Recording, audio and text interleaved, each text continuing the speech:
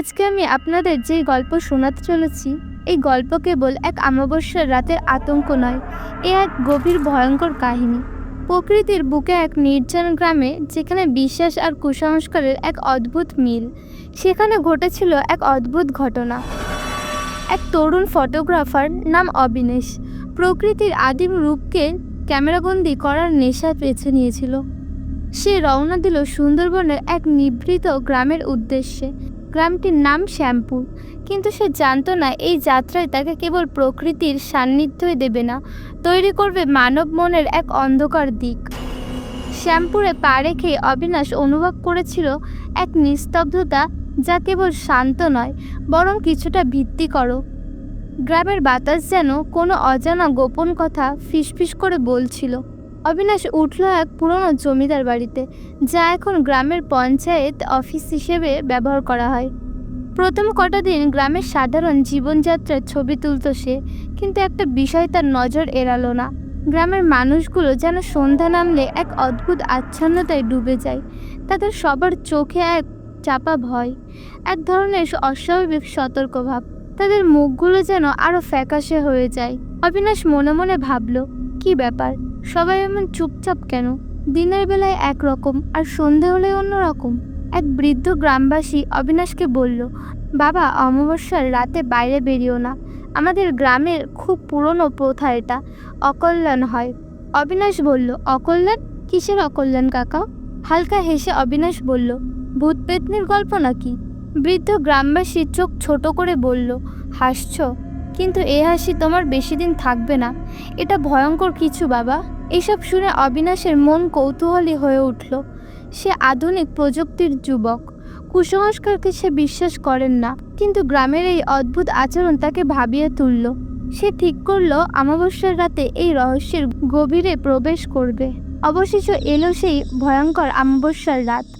আকাশ কালো মেঘে ঢাকা, যেন কোনো অদৃশ্য দৈত্য গ্রাস করেছে সব আলো। বিদ্যুতের নামগন্ধও নেই। হ্যারিকেনের টিমটিমে আলোয় অবিনাশ জানালার বাইরে তাকালো। হঠাৎ করেই তার চোখ আটকে গেল দূরে জঙ্গলের ভেতরের দিকে। একটা স্পষ্ট টিমটিমে আলো, যেন নড়াচড়া করছে। মনে হচ্ছে যেন কেউ অত্যন্ত সাবধানে হেঁটে চলেছে। অবিনাশ মনে মনে বলল, এটা তো সেই বুড়ো কাকা, যে নিজেই বাইরে যেতে বারণ করেছিল। তিনি এত রাতে কোথায় যাচ্ছেন? কি হচ্ছে ওখানে?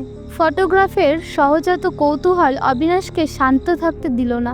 সে নিঃশব্দে তার ক্যামেরা, টর্চ আর কিছু প্রয়োজনীয় সরঞ্জাম নিয়ে বেরিয়ে পড়ল। জঙ্গলের ভেতরের দিকটা যেন এক অন্য জগৎ।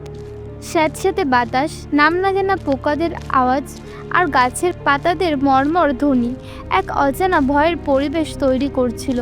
আলো অনুসরণ করে সে যত এগোচ্ছিল, ততই জঙ্গলের গভীরতা বাড়ছিল। পথও ক্রমশ দুর্গম হয়ে উঠছিল। অবশেষে অবিনাশ পৌঁছল এক পরিত্যক্ত মন্দিরের কাছে। মন্দিরটা জীর্ণ, প্রাচীন লতাপাতায় ঢাকা। দেখে মনে হয় বহু বছর ধরে এর কোনো সংস্কার হয়নি। আলোটা আসছে মন্দিরের ভাঙা দরজা দিয়ে। বুকে একরাশ উত্তেজনা আর ভয় নিয়ে সে সাবধানে মন্দিরের ভেতরে ঢুকলো। যা দেখলো তাতে তার সারা শরীর শিরশির করে উঠল। মন্দিরের মেঝেতে আঁকা ছিল কিছু অদ্ভুত অচেনা চিহ্ন, যেন কোনো প্রাচীন ভাষার অক্ষর। তার মাঝখানে বসেছিল গ্রামের কয়েকজন মানুষ। তাদের মধ্যে সেই বৃদ্ধ গ্রামবাসীও ছিল, যার সাথে অবিনাশের আগে কথা হয়েছিল। তারা মন্ত্রের মতো কিছু বিড়বিড় করছিল। তাদের কণ্ঠস্বর ছিল অস্বাভাবিক, গভীর ও নির্জীব। তাদের সামনে রাখা ছিল কিছু অদ্ভুত বস্ত্র, একটি ভাঙা প্রাচীন মূর্তি, কিছু শুকনো গাছের শিকড় আর একটি পুরনো মাটির হাঁড়ি। তাদের চোখগুলো ছিল ঘোরগ্রস্ত, যেন তারা কোনো ঘোরের মধ্যে রয়েছে। বৃদ্ধ গ্রামবাসী গভীর স্বরে মন্ত্রপাঠের মতো অস্পষ্ট কিছু শব্দ প্রাচীন ভাষার মতো বলল, অশুভম শক্তি জাগ্রত ভব, রক্ষত গ্রামম পিশাচিনী। অবিনাশের হাত আপনা থেকেই ক্যামেরার শাটার টিপে দিল। সে বুঝতে পারছিল এটা নিছকই কোনো সাধারণ কুসংস্কার নয়, এর পিছনে নিশ্চয়ই কোনো গভীর রহস্য লুকিয়ে আছে। সে একের পর এক ছবি তুলতে লাগলো। প্রতিটি ছবি যেন এক অন্ধকার ইতিহাসের দলিল হয়ে উঠছিল। হঠাৎ করে একটা তীক্ষ্ণ শব্দ এলো, শুকনো ডাল ভেঙে যাওয়ার শব্দ। বৃদ্ধ গ্রামবাসী চমকে উঠল। তার ঘোরগ্রস্ত চোখ দুটো বিদ্যুতের গতিতে ঘুরে গেল অবিনাশের দিকে। বৃদ্ধ গ্রামবাসী বলল, কে ওখানে? অবিনাশ ধরা পড়ে গেল। মুহূর্তের মধ্যে তাকে ঘিরে ধরল অন্যান্য গ্রামবাসীরা। তাদের চোখগুলো এখন আরও ভীতিজনক, যেন তারা নিজেরা নয়, কোনো অদৃশ্য শক্তি তাদের চালনা করছে। অবিনাশ আঁতকে উঠে বলল, আমি। এক গ্রামবাসী রাগী গলায় বলল, তুই আমাদের পবিত্র স্থানে এসেছিস? তখনই আরেক গ্রামবাসী বলল, তুই সব দেখে ফেলেছিস? তুই আমাদের গ্রামের সর্বনাশ করবি? বৃদ্ধ গ্রামবাসী অবিনাশের দিকে এগিয়ে এসে তার চোখে চোখ রেখে বলল, তুই আমাদের বহু প্রাচীন প্রথাকে অপমান করেছিস। এর ফল ভালো হবে না। আমাদের মায়ের ক্রোধ তুই সামলাতে পারবি না। অবিনাশের মনে হলো তার জীবন সত্যিই বিপন্ন। এই মানুষগুলো এতটাই ভয়গ্রস্ত, তারা যে কোনো কিছু করতে পারে। তাদের এই উন্মত্ততা এক ভিন্ন ধরনের। সে বুঝে উঠতে পারছিল না কি করে এখান থেকে বাঁচবে। প্রাণ বাঁচাতে দৌড় দিল অবিনাশ। পেছনে ধাওয়া করছে গ্রামবাসীরা। তাদের আর্তনাদ আর পায়ের শব্দ জঙ্গলের নিস্তব্ধতা ভেঙে দিচ্ছিল। সে জঙ্গলের অন্ধকার পথে টর্চের আলো ফেলে ছুটছিল। প্রতিটি পদক্ষেপ মৃত্যুর ভয় তার শ্বাসরোধ করছিল। কোনো মতে সে জমিদার বাড়িতে ফিরে এলো। হাঁপাতে হাঁপাতে নিজের ঘরে ঢুকলো। তার সারা শরীর ঘামে ভেজা, হাতে ক্যামেরাটা। অবিনাশ নিজেকে শান্ত করার চেষ্টা করে এবং মনে মনে বলতে থাকে, এটা কি দেখলাম? কেন ওরা এমন করছিল? মা মানে কে? পরদিন সকালেও অবিনাশের অস্থিরতা কাটছিল না। এমন সময় জমিদার বাড়ির পুরনো কেয়ারটেকার রতন কাকা তার কাছে এলো। রতন কাকা এই গ্রামের বহু বছর ধরে আছেন। তাকে গ্রামের সব ইতিহাসের জীবন্ত সাক্ষী বলা চলে। অবিনাশ তার কাছে রাতের সব ঘটনা খুলে বলল। রতন কাকা গভীর মনোযোগ দিয়ে সব শুনলেন। তার মুখে কোনো বিস্ময় ছিল না, কেবল এক গভীর দীর্ঘশ্বাস। রতন কাকা বলল, বাবা, এই গ্রামে একটা অভিশাপ আছে। বহু বছর আগে এক ডাইনি এই মন্দিরে এক অমঙ্গল শক্তির পুজো করত। সে ছিল ভীষণ শক্তিশালী আর নিষ্ঠুর। গ্রামের মানুষেরা অতিষ্ঠ হয়ে তাকে মেরে ফেলেছিল। কিন্তু সেই ডাইনি মরার আগে অভিশাপ দিয়েছিল, প্রতি অমাবস্যায় তার আত্মা এই মন্দিরে ফিরে আসবে এবং গ্রামের মানুষদের ওপর ভর করবে, তাদের অমঙ্গল ঘটাবে। যদি তারা পুজো না করে তবে গ্রাম ধ্বংস হয়ে যাবে। সেই থেকে গ্রামের মানুষরা সেই ডাইনিকে শান্ত করার জন্য এই অদ্ভুত প্রথা পালন করে আসছে। তারা বিশ্বাস করে এভাবে তারা গ্রামকে রক্ষা করতে পারবে। সেই ডাইনিকে মা রূপে পুজো করে। অবিনাশ বলল, কিন্তু তারা এতটা হিংস্র কেন হলো? তারা আমাকে মারতে চাইছিল। রতন কাকা বলল, ভয়ে বাবা। এই অভিশাপ তাদের এতটাই গ্রাস করেছে যে তারা বিশ্বাস করে বাইরের কেউ এই রহস্য জানলে সেই ডাইনি আরও বেশি ভয়ঙ্কর হয়ে উঠবে, গ্রাম ধ্বংস করে দেবে। এই ভয়ে তারা এমন উন্মত্ত করে তোলে। অবিনাশ রতন কাকার কথা শুনল। তার মনে হলো এটা কেবল কুসংস্কার নয়, এর পেছনে এক গভীর মানসিক আতঙ্ক কাজ করছে। সে ঠিক করলো এই ভয়ের শিকড় খুঁজে বের করবে। সে মন্দিরের আশেপাশে আরও কিছু পর্যবেক্ষণ করলো।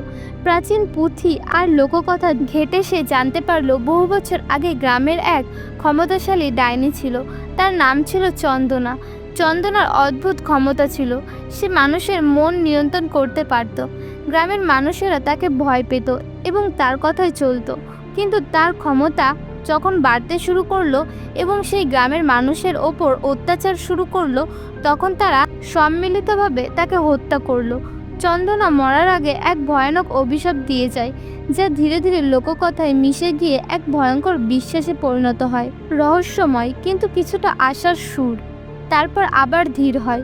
অবিনাশ বলল, তাহলে এই মা আসলে সেই ডাইনি চন্দনা, আর এর পুরোটাই এক গভীর ভয়ের ফল। অবিনাশ তার ক্যামেরার ছবিগুলো দেখল, যেখানে গ্রামবাসীরা এক অদ্ভুত ঘোরে পুজো করছিল।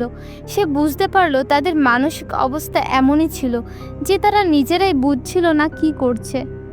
অবিনাশ বুঝতে পারল যে এই কুসংস্কার আর ভয় ভাঙার একমাত্র উপায় হলো সত্যি উন্মোচন করা। সে গ্রামবাসীদের ডাকলো। প্রথমে তারা আসতে রাজি হলো না, কিন্তু রতন কাকার মধ্যস্থতায় এবং অবিনাশের দৃঢ়তায় তারা জড়ো হলো। অবিনাশ তার ক্যামেরায় তোলা ছবিগুলো গ্রামবাসীদের দেখালো। অবিনাশ বলল, দেখুন, আপনারা এই অমাবস্যার রাতে কি করেন? আপনারা নিজেরা এর শিকার হচ্ছেন। আপনারা যাকে মা বলে পুজো করেন তিনি আসলে কেউ নন। এটা আপনাদের মনের ভয়, আপনাদের পূর্বপুরুষের থেকে চলে আসা এক ভুল বিশ্বাস। একটি গ্রামবাসী বলল, কিন্তু আমাদের বিপদ হয় যদি না করি। অবিনাশ বলল, কোনো বিপদ হয় না। আপনারা বহু বছর ধরে এই মিথ্যাকে বিশ্বাস করেছেন। এই মন্দির, এই চিহ্নগুলো সব মানুষের তৈরি, কোনো অলৌকিক শক্তি নেই। এই ডাইনি চন্দনা বহু বছর আগে মারা গেছে, তার আত্মা ফিরে আসার কোনো প্রশ্নই ওঠে না। এই সবটাই আপনাদের ভয় থেকে তৈরি হওয়া এক মানসিক ভ্রম। ধীরে ধীরে গ্রামবাসীদের মনে পরিবর্তন আসতে শুরু করলো। প্রথমে অবিশ্বাসের ছায়া, তারপর ধীরেভাবে এক ধরনের উপলব্ধি। তারা অবিনাশের যুক্তি শুনতে লাগলো। রতন কাকাও অবিনাশকে সমর্থন করলেন। অবশেষে গ্রামবাসীরা অবিনাশের কথা বিশ্বাস করতে শুরু করলো। তারা বুঝতে পারলো যে তারা এতকাল এক মিথ্যা ভয়ের জালে আটকে ছিল। তারা সম্মিলিতভাবে মন্দিরের সেই অশুভ চিহ্নগুলো মুছে ফেলল এবং শপথ নিল যে আর কোনোদিন তারা এই কুসংস্কারের ফাঁদে পা দেবে না। অবিনাশ তাদের বিজ্ঞান আর যুক্তির আলো দেখালো। তাদের বোঝালো যে প্রকৃত শক্তি তাদের মনে, তাদের নিজেদের সংকল্পে, কোনো কল্পিত অভিশাপ নয়। আশার আলো ফোটার মতো সঙ্গীত ধীরে ধীরে তীব্র হচ্ছে। অবিনাশ বলল, আপনারা ভয় পেতেন বলেই এই অমাবস্যার রাত আপনাদের কাছে ভয়ঙ্কর ছিল, কিন্তু যখন আপনারা ভয়ের মুখোমুখি হলেন তখন দেখলেন যে ভয়টা আপনাদের নিজেদেরই সৃষ্টি। সেই অমাবস্যার রাত কাটলো, আর সেই রাতের পর থেকে শ্যামপুর গ্রামে আর কোনো ভয়ঙ্কর অমাবস্যা এলো না। গ্রামবাসীরা আর ভয় পেল না। তাদের মুখে ফিরল হাসি, চোখে ফিরল আশার ঝলক। অবিনাশ তার ক্যামেরায় শুধু কিছু ছবি নয়, মানুষের বিশ্বাস, মুক্তি এবং কুসংস্কার থেকে বেরিয়ে আসার এক নতুন অধ্যায়ের ছবি তুলে ধরল।